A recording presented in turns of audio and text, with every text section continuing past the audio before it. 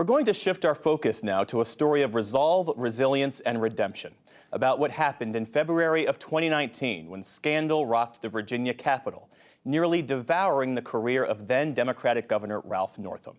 After a conservative website unearthed a racist photograph published in his medical school yearbook some 35 years earlier.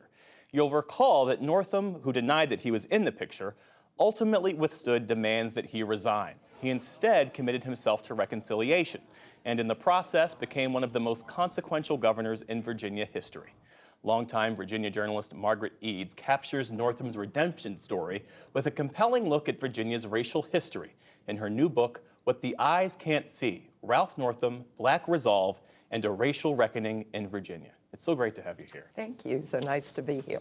I was struck that in the prologue of the book, you write about the removal last year of that massive Confederate statue of General Robert E. Lee, and you note that as that statue was coming down, Governor Northam was still standing, and you write, quote, "One outcome was as astonishing as the other." We've had this cancel culture in America, and many politicians have come under fire, and most, if not all of them, have left office. The governor did not. And why he was different: one, he has real tenacity, a real self-determination. He says, "I'm not a quitter," so that was part of it. He also had some unusual luck because two of the people who would have succeeded him ran into troubles of their own. And then there's something in his personality, I think, that he's a pretty approachable person. I think there was goodwill that was left for him, particularly among older Black Virginians who stood by him. Rita Davis, who is his chief counsel, said, "I couldn't have lived in Virginia all these years if I wasn't willing to forgive." It's interesting because on that point, I covered the Northam story extensively at the time. And I remember talking to older Black Virginians in particular, and there was this one woman who said to me, she said, "Young man," referring to the picture, "I've seen worse, I've lived through worse, and I'm not going to judge Ralph Northam based on something he did or did not do 40 years ago. I'm going to judge him based on the man, the governor that he is now." There was a lot of anger, and understandable anger, really, in seeing that photograph. But someone like a Dolores McQuinn, who is a minister in Richmond, a longtime delegate, took a different tack. She told him, "Take this lemon, make lemonade, make lemon chess bars, make lemon pie, do everything you can with it, because you will be able to go into places that I can't go. You can take a message I can't take." She saw the opportunity and urged him to stay.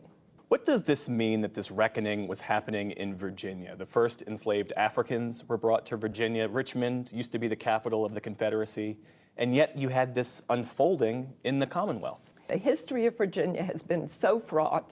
There have been just so many eras where Black people really were subjugated. And so for this to happen in Virginia really said there's an opportunity for our country to be different. There's an opportunity to look at ourselves, to look at our own blind spots, as he did, and to make a different America. In one of your interviews, I think Governor Northam made the point that for a long time he would say that, "Oh, I don't see race."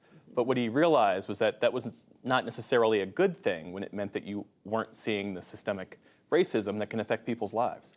A few weeks or months, I think, before the blackface scandal broke, he had been interviewed about a blacksmith on the Eastern Shore that he had grown up with, Mr. Outlaw. And he said, he didn't see race, and that's the way I was raised. I don't see race. And I think that's a lesson for all people.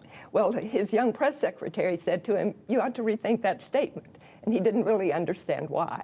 But after he did all the work that he did to understand what it is to live as a Black American these days, he understood that to see the human person without race, that's good, that's important.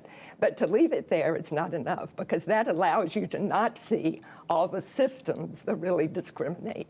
As part of the book, you did your own investigation into exactly who was in that photo in question, and you found no definitive answer, much like the journalists and the law firms that did some investigations before you. That's right. I looked at that. I hoped that I would find an answer. I didn't. I did come to the conclusion in my own mind that he's not the person in the photo. Mm-hmm. So much was at risk. So much was at stake. If he had been lying about that, At least a couple of other people could have come forward, possibly more than that. And had that happened, not just his political career, but really his entire reputation would have been shattered. You have to wonder if he could have even gone back to being a doctor with that kind of mark on his record. The title of the book, What the Eyes Can't See, what inspired that? That comes from the governor. That's what he said a lot. It's from his medical school training. It's what he used to tell students. If you don't know about a certain medical condition, it could be staring you right in the face and you won't recognize it. Same true with systemic racism. If you've never experienced it, if you've never lived through it, you can be looking right at it and just not see it. And I think that's so true of many Americans. Margaret Eads, a real pleasure to speak with you. Thanks for coming in. Thank you so much.